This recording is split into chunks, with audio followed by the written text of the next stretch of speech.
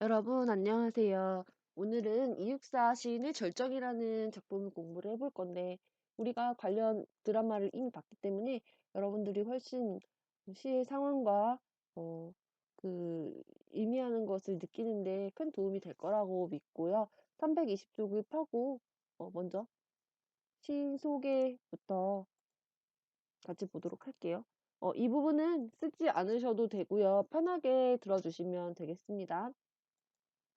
자, 이육사라는 분은 본명은 이월록이죠. 다 알고 계시죠? 그래서 경북 안동 출신이고 여기는 선비 마을이에요. 그래서 안동 화해 마을이나 안동 그 이 이제 선비의 마을이라서 태계 이황의 14대손으로 그 이원록이 태계 이황의 14대손이시거든요. 그래서 한 할아버지에게 한학을 어렸을 때부터 배웠고 신학문에도 조예가 깊어서 이분이 이제 이런 한시적인 특징도 그 시에서 많이 드러나는 편이에요.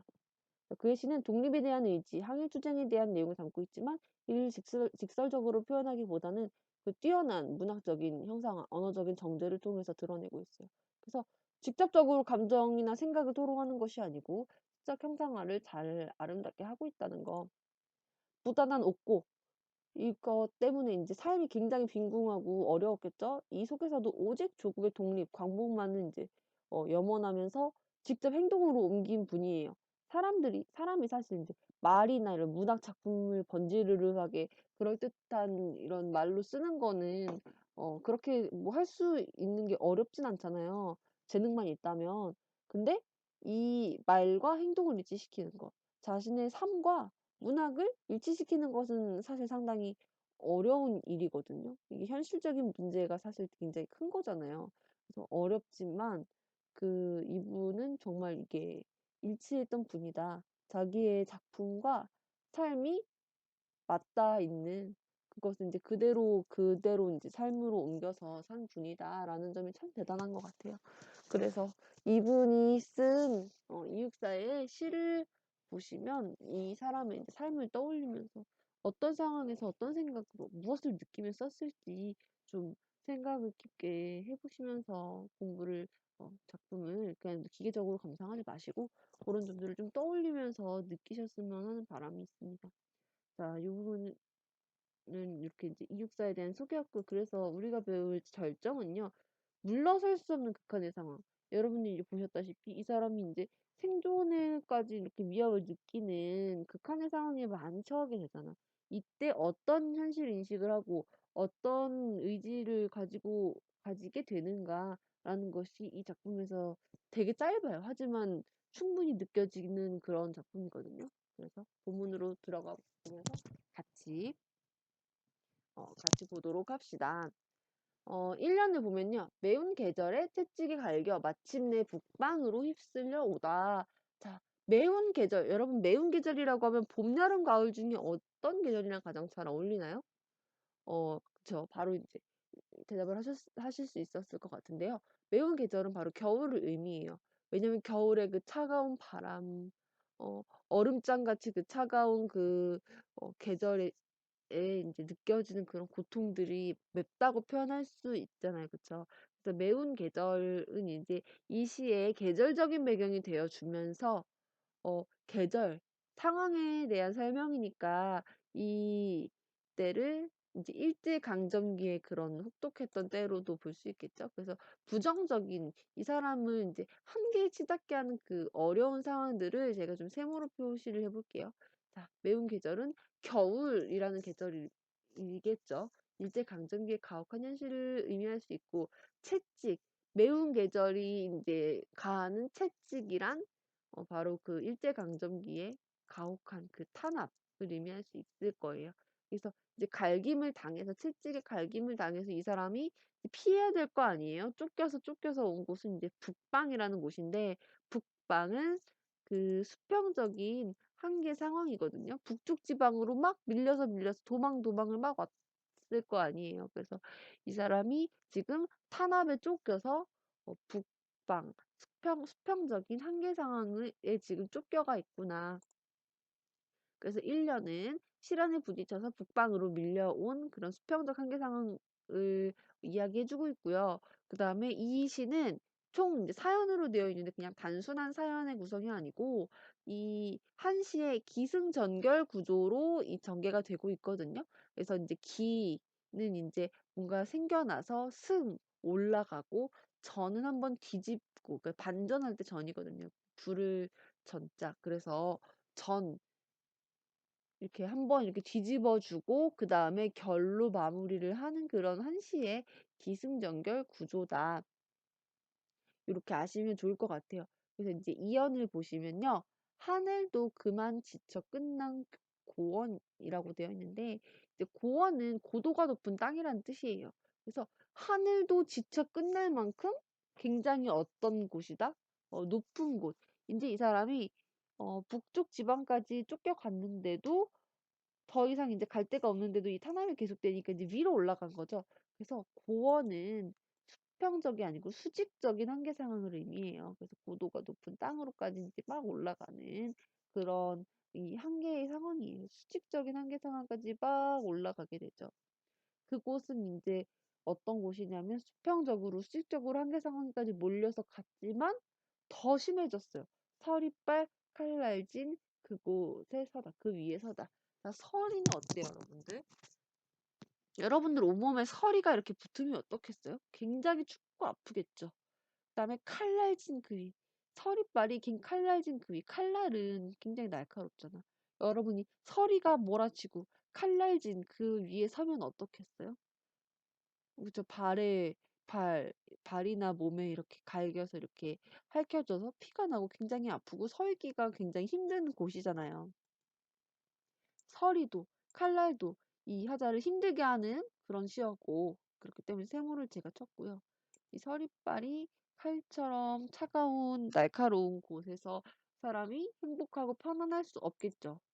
생존의 한계 상황, 굉장히 힘들고 어려운 상황, 한계 절정 상황이에요. 그래서 이 1, 2연은 이제 그 이 사람이 처한 한계 상황, 외부 상황에 대한 설명인데요. 북방으로 갔고 고원까지 갔지만 서리빨 칼날진 그 위에 서야만 했던 한계 상황이 어떻게 된다고 볼 수 있어요? 얘들아, 한계 상황이 줄어들어요? 그대로 유지가 돼요? 더 심해져요? 여기서는 점점 심해진다고 볼 수가 있다. 그래서 한계가 점층은 점점 커지는 거거든요. 단계적으로, 점차적으로 커지는 거. 그래서 수평적으로 갔지만 피할 수 없어서 수직적으로도 갔지만 그 위는 서리빨이 칼날진 생존의 위협을 받는 곳이란 말이죠. 그래서 한계가 지금 점층적으로 표현이 되고 있다. 자, 어쨌든 2연까지는 이제 매서운 시련, 수직적인 한계 상황, 이제 기와 승은 한계 상황에 대해서 이야기하는데 1년은 수평적, 2년은 수직적인 한계 상황이다. 자, 1, 2연까지는 한계 상황의 설명이었다면 3년에서는 어떤 이야기로 이제 바뀔까? 보통 기승전결의 전 부분에서는 뭔가가 바뀌거든요. 자, 그래서 3년을 다 같이 같이 보도록 합시다. 자, 어디다 무릎을 꿇어야 하나? 이건 뭐예요? 이제 밖의 상황을 설명하는 부분이었다면 화자가 이제 스스로의 생각을 하고 있는 부분, 이제 내면 심리로 바뀌는 부분이거든요. 그런데 이 사람이 하는 생각, 이런 한계에서 하는 생각은 어디다 무릎을 꿇어야 하나? 보통 무릎을 꿇다라는 것의 의미는요, 항복하다라는 의미도 있고, 그는 무릎을 꿇었다. 라고 했을 때 1번 이제 항복하다로 보통 떠올릴 수 있고, 또 두 번째는 무릎을 꿇고 비는 의미잖아요. 그쵸? 비는 의미가 있어. 기도하다라는 의미가 있어. 자, 어디다 무릎을 꿇어야 하나? 지금 무릎을 꿇을 대상을 찾을 수가 없는 상황인 거거든요. 자, 이제 와서 항복을 할 수도 없고, 그 다음에 누군가 그 기대서 빌고 구원을 바랄 수 있는 절대자도 없고, 그래서 항복할 수도 기도의 대상도 찾을 수 없는 그런 이 화자의 마음 상태예요. 그래서 한 발 제겨 디딜 곳조차 없다. 자, 제기다라는 뜻은요, 좁은 틈을 비집고라는 의미거든요. 근데 이 사람이 지금 서리빨 칼날진 그 아주 좁은 공간에 한계 상황에 아주 좁은 곳에 지금 서 있기 때문에 이 사람이 한 발을 이렇게 옮겨 디딜 곳조차 없어. 이 사람이 지금 그 수직적으로도 수평적으로도 끝에 와 있어. 그 딛고 있는 지금 한 점은 마치 벼랑 끝과 같이 한 발을 옮겨 디딜 곳도 없이 좁은 곳만을 의지하고 지금 살아있는 상황이거든요. 그래서 한 발 제겨 디딜 곳조차 없다에 요거를 인제 정리를 하면은요. 한 발짝 옮겨 디딜 수도 없이 아주 이 사람이 생존의 위협을 받는 극한의 상황이라는 거. 그래서 이 사면의 내용은요. 극한 상황에서 화자가 느끼는 심리, 화자가 생각하는 점, 그래서 이제 기승전결의 전에 해당하는 부분이에요. 이 사람이 지금 기도의 대상도 항복할 수도 없는 그런 상황에서 내가 한 발짝도 옮겨 디딜 수 없는 그런 아주 좁은 곳을 의지하고 그 생존의 극한 상황에 서 있는데 이때 이 사람이 할 수 있는 건 무엇이냐? 자, 사연으로 가볼게요. 이러면 눈 감아 생각해 볼 밖에. 이러면은 이러함으로라는 뜻인데요. 이 사람이 할 수 있는 거 이제 옮기면 발을 옮길 수도 없어요. 이 사람은 굉장히 힘들고 실현의 가운데 서 있는 사람이니까 이제 할 수 있는 것은 그저 눈을 감아서 생각을 해 보는 것밖에 없는 거예요. 그 부분을 좀 생각해 주시면 좋을 것 같아요. 그 이육사가 고문 뭐 이런 여러 가지 인제 힘든 점 때문에 피투성이가 되어서 이렇게 쓰러져서 이렇게 눈을 감고 이렇게 창밖을 본다든지 하는 그런 장면들이 있었잖아요. 그 부분을 생각해 주시면 좋을 것 같아요. 더 이상 뭔가 강렬하게 항복할 뭐 강렬하게 이렇게 항쟁을 할 그런 힘도 없고 체력도 없고 내 가족들은 지금 다 인제 멀리할 수밖에 없는 그런 상황이잖아요. 뭐 사랑하는 아내랑도 멀어지고 그다음에 자식도 인제 죽은 자식 그리고 인제 옆에서 지켜볼 수도 없을 만큼 그렇게 나는 민족의 광복에 인제 몸을 바쳐서 살았는데 뭔가 인제 희망도 보이지 않고 끝도 보이지 않는 그런 어두컴컴한 감옥에 병든 몸만 남아 있는 상황이잖아요. 그 부분을 좀 떠올려 보시면 이 사람이 이제 할 수 있는 건 눈을 감아서 내면의 그냥 소리에 귀를 기울이는 것. 그래서 눈 감아 생각해 볼 밖에는 현실적 한계 상황에서의 자기 관조거든요. 그러니까 뭔가 외부로 더 이상 뭔가 이렇게 뭐 이렇게 부딪혀 보자, 뭐 아니면 항복을 하자 이런 게 아니고 이렇게 내면으로 들어오는 것이 발상의 전환이라고 볼 수도 있고요. 그다음에 관조의 뜻은 좀 많이 나와요, 이 말이. 고요한 마음으로 사물과 현상을 관찰하고 지켜본다는 뜻이거든요. 그래서 이 선택지로도 자주 나오니까 요 뜻은 이렇게 '아 멀리서 이렇게 지켜보고 관찰하면서 좀 비추어 보는 거구나.'라고 생각하시면 좋을 것 같고요. 어쨌든 이 사람이 이 한계 상황에서 눈을 감아서 생각해 본 내용은 무엇이냐면 겨울은 강철로 된 무지개인가 보다라는 내용이에요. 여러분, 무지개가 강철로 될 수가 있어요? 굉장히 이 두 소재는 사실 이질적이거든요. 왜냐면 강철은 어때요? 강하고 단단하고 약간 싸늘하고 그쵸? 여러분 그 겨울에 어 그 뭐랄까 그 메탈 시계 차지 않잖아요. 그쵸? 겨울에 메탈 시계 차면 이게 너무 차갑잖아요. 그래서 겨울의 강철 특히나 굉장히 싸늘하고 비정하고 강하다면 무지개는 희망차고 아름다운 밝은 미래를 의미를 하잖아요. 이것이 결합이 왜 됐을까? 자, 이 두 가지 이질적인 자 모순이라고 볼 수 있는 이 강철로된 무지개라는 부분은 역설적인 표현을 썼다라고 볼 수 있고요. 이걸 통한 초극 의지가 느껴진다라고 정리할 수 있는데 여러분들에게 이제 퀴즈를 내드릴 건데 요거는 명백하게 딱 떨어지는 답이 있는 퀴즈가 아니고요. 같이 어 감상을 공유해 보자라는 차원에서 내드리는 퀴즈인데 강철로 된 무지개가 무슨 뜻일까? 제가 인제 이게 인제 역설이고 축구 기지를 보여준다라고 했잖아요. 이게 맞긴 맞는데 여기서 느껴지는 미묘한 서로 생각의 차이는 있을 수 있거든요.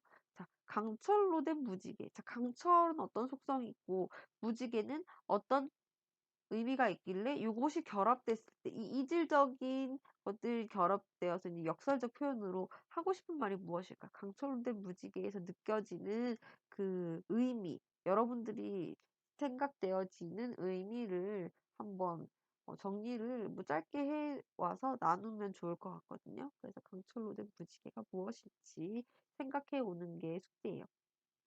자, 어쨌든 이 사람이 지금 오히려 어떻게 해볼 수 없으니까 눈을 감고 내면의 소리를 듣는 것, 자기 관조의 그런 여유까지 느껴지는 상황에서 떠올린 말은 겨울은 강철로 된 무지개인가 보다. 아주 힘든 상황에서 마지막으로 떠올린 그런 황홀경, 초극의지라고 볼 수 있는 이 시어가 이 절정에서 굉장히 포인트가 되는 그런 부분이거든요. 그래서 사람들이 이제 절정을 떠올릴 때 이 겨울은 강철로 된 무지개인가 보다라는 요 구절을 많이 인상적으로 기억하는 부분이니까 여기의 내용을 기억을 해 주시고요. 어쨌든 사연의 내용을 정리하면 극한 상황에서의 초극 의지라는 거, 기승전결 중에서 이제 결이라고 할 수 있는 마무리 부분이죠.